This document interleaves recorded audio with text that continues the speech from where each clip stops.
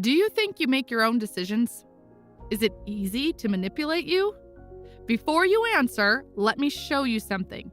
I'll describe the characteristics of two persons. For each of them, I will say 5 words.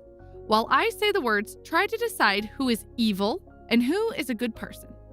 Please note the first answer that comes to your mind, okay? Ready? The first person: love, care, ordinary, take, dark. The second person: dark, take, ordinary, care, love. I'm sure that most of you thought that the first person is good and the second one is evil. But the words I said for both persons are the same. I simply changed the order of the words. And you made a completely wrong decision.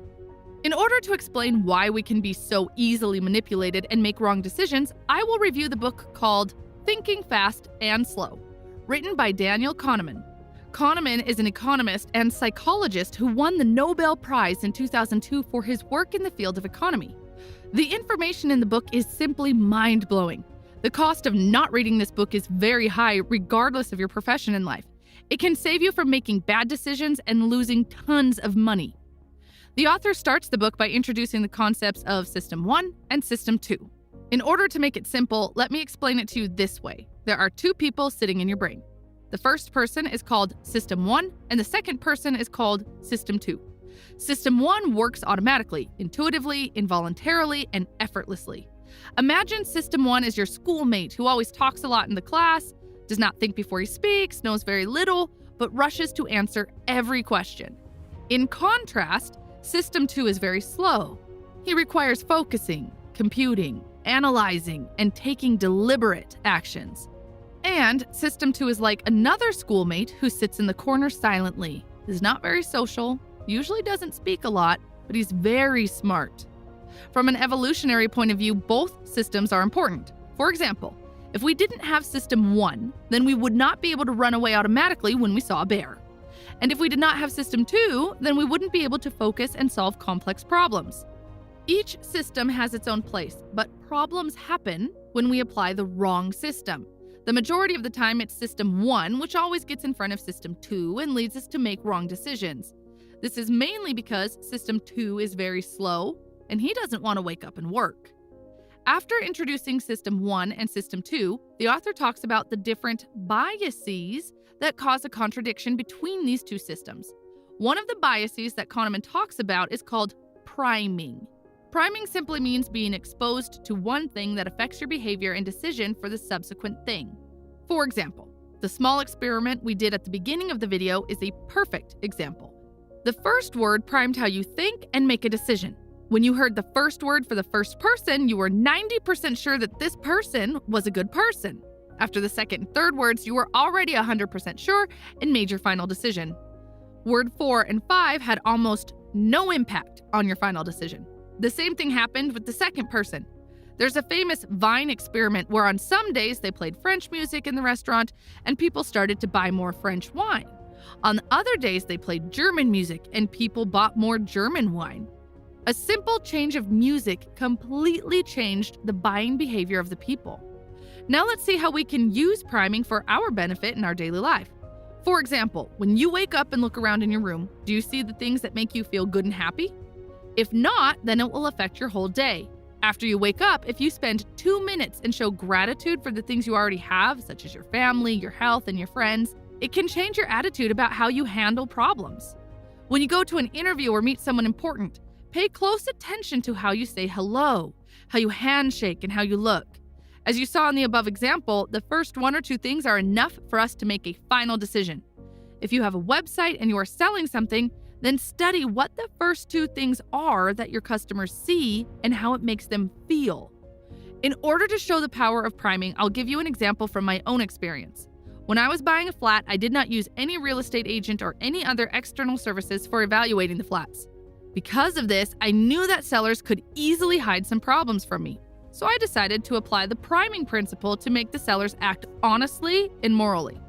At the beginning of every conversation with the seller, I always started with this sentence: "Thanks a lot for your time. I hope we reach a fair agreement."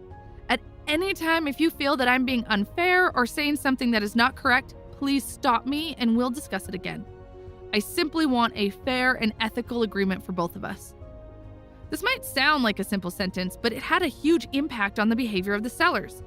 Whenever I started the conversation with this sentence, sellers were very careful about the things they were telling me during the entire meeting.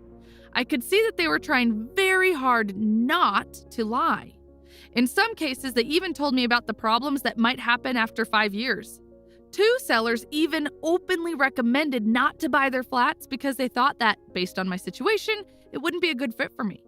This simple sentence did not just save me thousands of dollars, it also turned every meeting into a pleasant experience. Priming can also be negative. For example, when you constantly criticize yourself and say, "You're not good enough, you can't do that," you're priming yourself for failure. You don't notice it, but these words turn into a behavior very quickly. Priming works on a subconscious level, and you completely fail to see its effects. For example, research shows that asking people simply to read words associated with impolite behavior subsequently influenced them to behave rudely and interrupt another's conversation. Now just think for a moment. If simply reading impolite words influences your behavior badly, then can you imagine what negative thoughts do to you? Thoughts are much more powerful than reading words because they involve imagination and emotions. Now, let's talk about loss aversion bias. Imagine I come to you and offer you to play a game in which I'm going to flip a coin, and if you win, I will give you $10,000. But if you lose, you will give me $10,000. You have a 50% chance to win and a 50% chance to lose. Would you play such a game?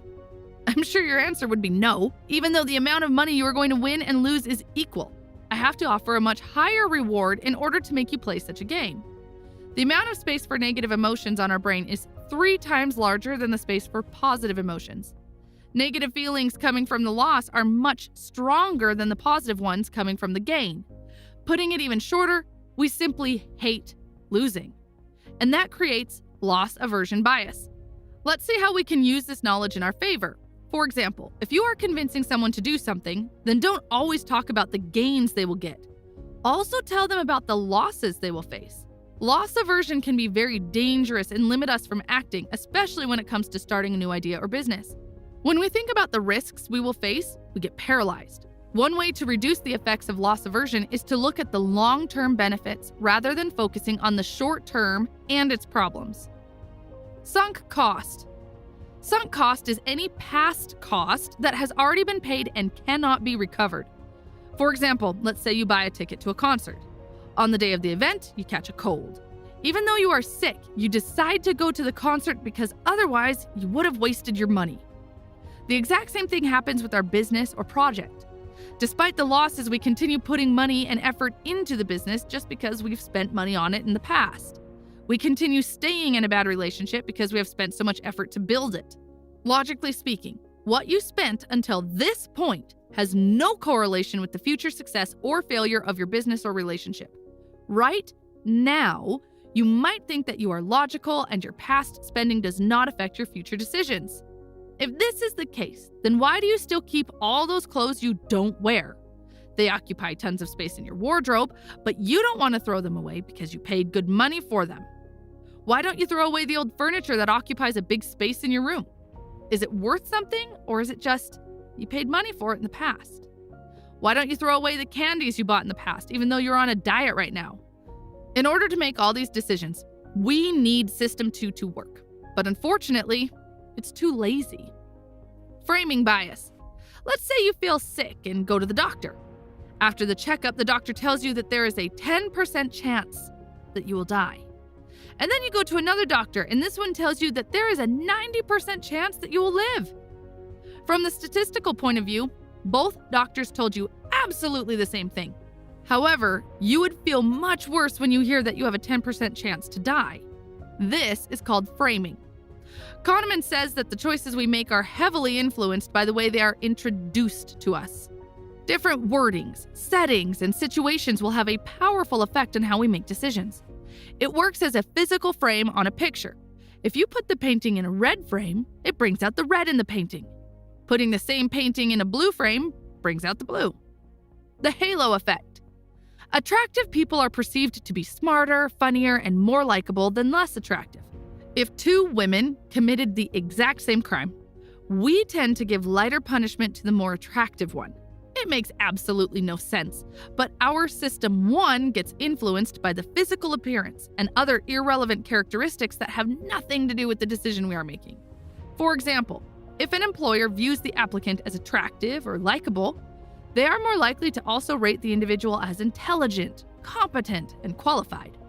So next time when you're choosing a business partner or when you're taking advice from someone, ask yourself if the person really has valuable skills and knowledge, or if you are being impacted by their appearance and other irrelevant things such as nicer car, rich lifestyle, etc.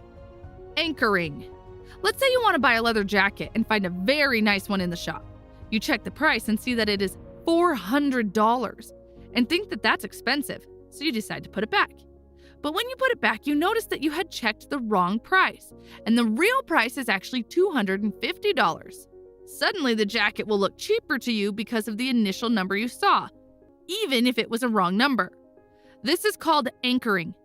Humans tend to rely heavily on the first piece of information they hear or see and then make further judgments. This is one of the reasons why car dealerships put their most expensive models at the front of the display room, so that when you pass them and see other normal-priced cars, they suddenly look cheaper to you. Again, logically speaking, previous numbers or things we see should not influence our decisions, but they do a lot.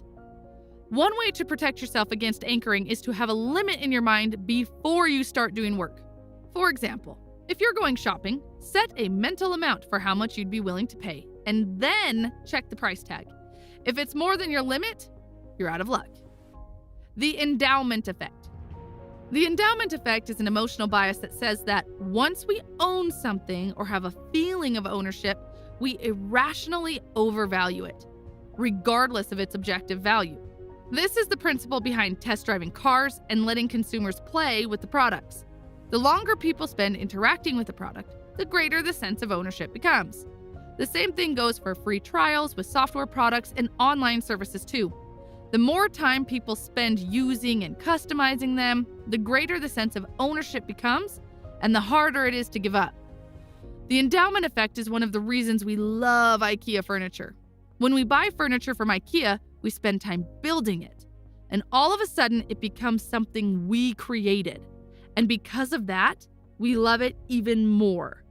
The endowment bias influences our decisions a lot. So always ask yourself if the things you are supporting are worth supporting, or if it is because it's yours. Is your old IKEA furniture you want to sell worth the price you are asking? Or are you being influenced by the endowment effect? Is the idea you are defending in your team really a good idea? Or are you supporting it because it came from you? Confirmation bias. 3 years ago, I was trading on one of the trading platforms, and after several days, I read somewhere that the company that I was trading with was a scam. So I jumped on my computer and typed this search: "Is this company a scam?" And guess what?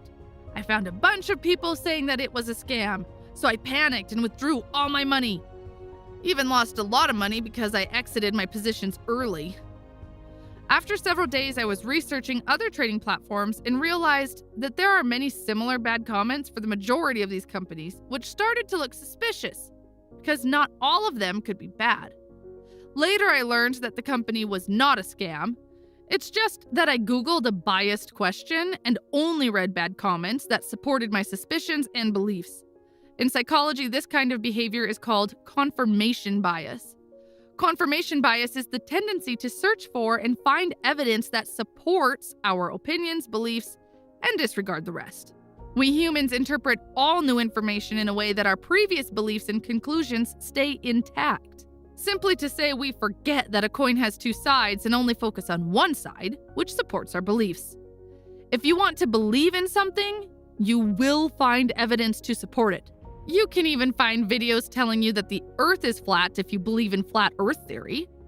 Confirmation bias affects all of us, and it is everywhere. For example, people generally prefer to spend more time looking at information that supports their political point of view while neglecting the rest of the information that contradicts their view. Confirmation bias can cause doctors to search for new information in a manner to confirm their initial diagnoses while ignoring the signs that can prove their diagnoses wrong. It's very difficult to combat confirmation bias. However, we can reduce its dangers by following the next 3 steps. First, accept that it exists. To solve a problem, you first need to accept that you have a problem. Second, always seek contrary advice. It's usually painful to listen to someone who has the opposite view, but it can help you see the red flags. Maybe your greatest business idea really sucks, but you want it to succeed so bad that you only see the positive signs and ignore the lack of demand and go ahead without validating the idea and testing it properly. 3, don't ask confirming questions, as I did in the example above. Try asking more neutral questions instead. If you liked this video, then check out the playlist you see on your screen. I've summarized multiple psychology books on this channel before. Thanks for watching, and don't forget to subscribe for more book summary videos.